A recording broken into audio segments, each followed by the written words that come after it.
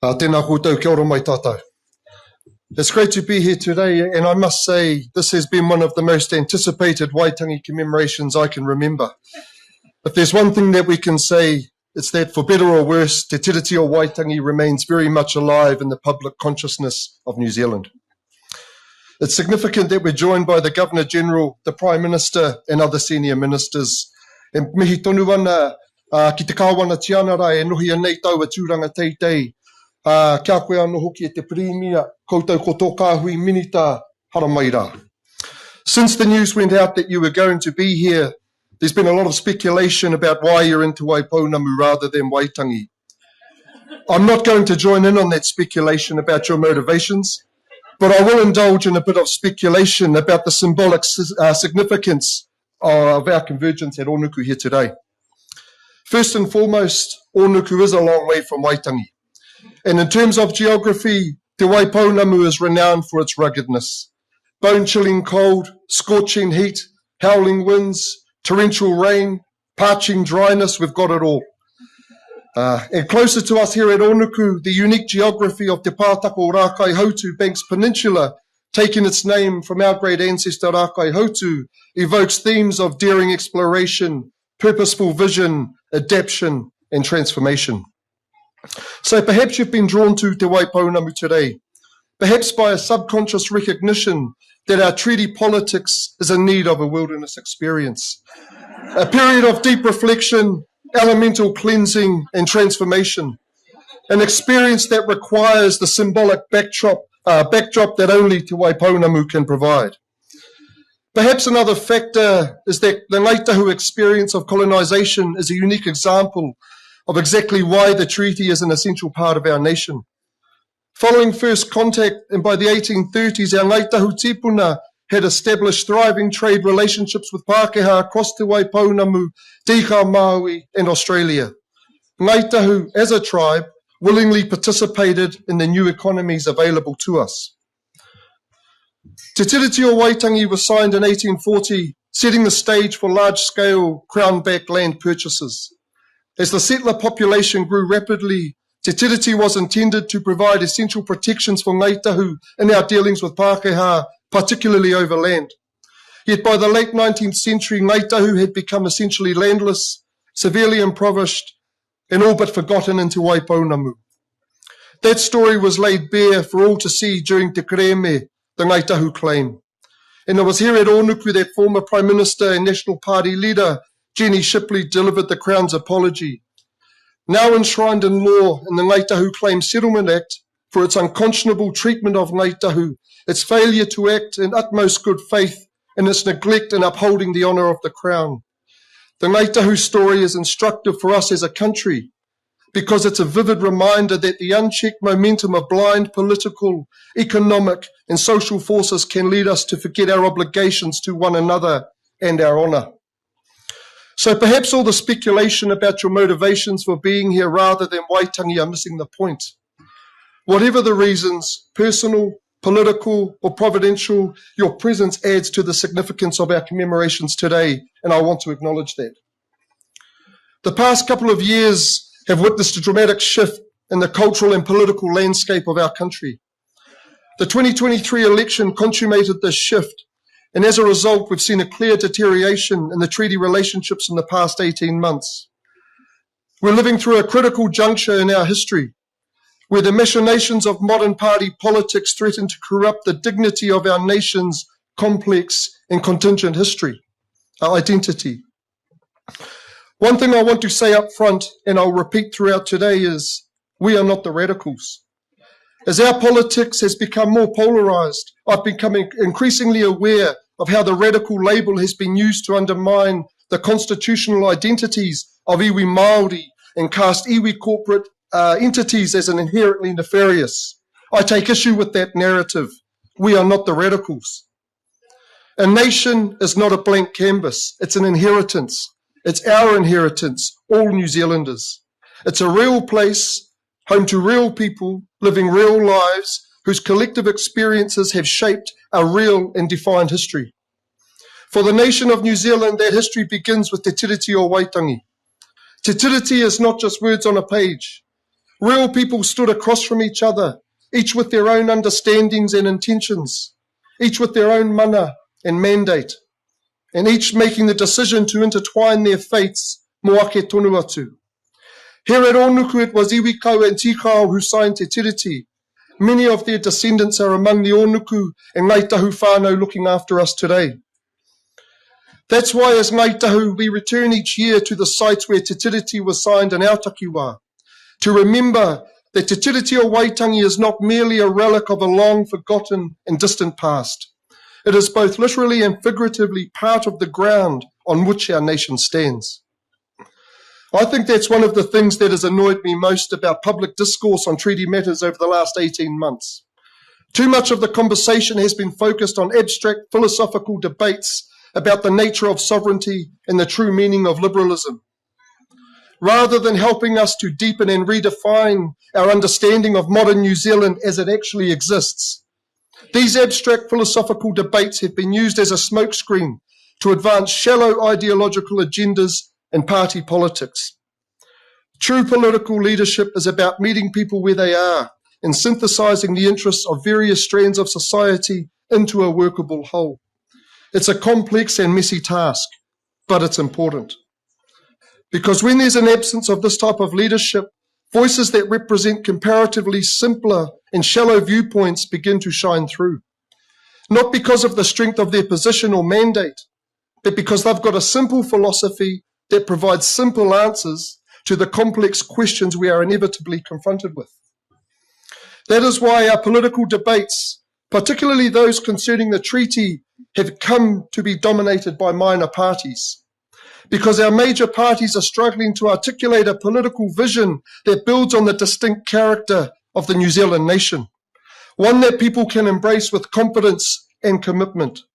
So instead we get an ACT Party neoliberal thought experiment posing as a faux source of moral principle and national unity. And we've seen what that's doing to our social fabric. Prime Minister, it was heartening today to hear you reflect favourably on the historical relationship between the National Party and Ngāi Tahu. I share those sentiments and that respect. Ngāi Tahu and the National Party haven't always seen eye to eye on every policy, but there is a tradition of pragmatic and principled engagement between us. A tradition of reckoning with the history and raw material of our nation to pave a pathway forward. A tradition I encourage you to fully embrace and to enact in your own generation. Because a national party that fails to take leadership on matters of fundamental importance to the identity of our nation is not worthy of its own name. I agree wholeheartedly with a large part of your kōrero today, Prime Minister, and your recent State of the Nation address. We do need growth. We do need investment. We should be ambitious. Ngāi Tahu wants these things too. But simply going for growth and liberalising the economy isn't going to cut it. Our nation is not a blank canvas. If our country continues to divide and fragment, we will lose the trust and stability. We will lose the fundamental good faith that makes economic growth and prosperity possible in the first place. I don't have all the answers, but on the treaty question, I think it starts by getting back to basics and putting a stake in the ground. Sincerity, justice and good faith, these were the instructions Captain William Hobson received in 1839 from Colonial Secretary Lord Normanby. The articles of the treaty are also clear. Right to govern, protection of tino rangatiratanga, same rights and duties, that's our starting point. So when iwi kau and tikau signed Te Tiriti here at Ōnuku, they committed to a constitutional monarchy where the right to govern rests on the protection of rangatiratanga, and to a society where their people and descendants would enjoy the same rights as the settler population. They did not commit to a constitutional republic where the rights of the majority consistently override those of the minority, and in which the rangatiratanga, the distinct rights and authority of iwi Māori, would be erased entirely. A nation is not a blank canvas. It's not radical to assert that iwi Māori hold unique corporate identities within our nation's constitutional framework. These identities reflect New Zealand's development as a constitutional monarchy and a democratic nation shaped by Te Tiriti o Waitangi and our history as a British colony. We should not abandon the unique elements of our national inheritance in favour of the ever-shifting political moods that dominate our social media feeds. Whatever path we take forward from here should be built on the real and dignified authority of our shared past, rather than on the vague and amorphous ambitions of those who would rather impose their own tyranny of the present. I'm not saying there isn't room to disagree about what it means to give effect to te tiriti and treaty principles. Of course there is. The previous government was going in one direction, we had an election, the verdict came in, that's legitimate, that's part of living in democratic New Zealand. Disagreement is possible. But what I'm saying is that we've got to have these disagreements in good faith, without making a mockery of the complex and contingent nation we've inherited. I think we're failing at that at the moment. And it's not just the Treaty Principles Bill. It's a general attitude of some in this country that is dismissive and disrespectful of the unique constitutional identities of iwi Māori. We are not the radicals. As a country, we need to learn to talk about rangatiratanga, not race. So much of the Treaty Principles debate has been confused by the conflation of Article 2 and Article 3 rights. In fact, I'm sure some people, definitely David Seymour, deliberately conflate them on purpose. There's a fundamental difference between the Article 2 rights of iwi Māori, which are concerned with the particular sets of collective rights and the ability of iwi to exercise authority over those rights, and Article 3 rights, which are concerned with the equal social and legal rights for individuals in a free and democratic society. It's simply not true that the rangatiratanga rights of iwi Māori are incompatible with the idea of equal rights for all, or democracy. Rangatiratanga guaranteed in Article 2 of the treaty isn't about establishing additional social or legal rights for individual Māori citizens, over and above those of the rest of the population. It's also not about challenging the Crown's right to govern. Ngāi Tahu does not seek national sovereignty. We assert our rangatiratanga in our takiwā. Equality when it comes to rangatiratanga is about ensuring equal treatment and how the particular rights of iwi Māori are upheld and protected under law. Outside of the collective rights of iwi Māori, we would never accept that an individual's or collective's particular rights should be subject to the principle of equal distribution across all members of society. We would rightly call that confiscation. Nevertheless, determining how rangatiratanga interacts with the Crown's right to govern on any given issue is not always obvious, and sometimes disputes arise. We've got an example of exactly that set to begin in the Christchurch High Court. We've taken legal action against the Crown, seeking declarations that the government has a duty to acknowledge our rangatiratanga rights and engage with Ngāi Tahu to design a better system for managing fresh water in our takiwā. And I'm sure next week we'll start hearing politicians and various other commentators whipping up a frenzy about radical, greedy Ngāi Tahu trying to own water and how it's a threat to our democracy and the rights of all New Zealanders. And once again, they'll be wrong on purpose, because distorting the truth and framing us as greedy radicals is more convenient to their political fancies than reckoning with our legitimate rights under te tiriti. So let's be clear today. Our claim is not about owning water. It's also not about challenging the Crown's right to govern or about legislated treaty principles or whatever else people might claim. It's about acknowledging that Ngāi Tahu, as an iwi and a collective legal identity, holds specific rights regarding fresh water in our takiwā, including the entitlement and the obligation to exercise authority over its responsible management. Our rangatiratanga has been ignored for decades, and the state of fresh water in our takiwā has gotten worse and worse, and it's not good enough, and we're doing something about it. So we're going to court on that one. That's the rule of law, another central plank of our constitutional monarchy. And on the other side of the trial, our hope is that we'll be able to develop a solution that ensures we're getting the highest and best use of our freshwater resources for the benefit of all New Zealanders, which, to be clear, is not what's happening under the current system. We're committed to that because we're committed to our communities. We live in them, we own land and businesses in them, and we have every reason to see them prosper. We are not the radicals. So it's not always easy to determine how rangatiratanga rights interact with the Crown's right to govern on any given issue. That doesn't mean we should retreat into our political echo chambers and hatch plans to do away with the other side. We've got to work at it in good faith.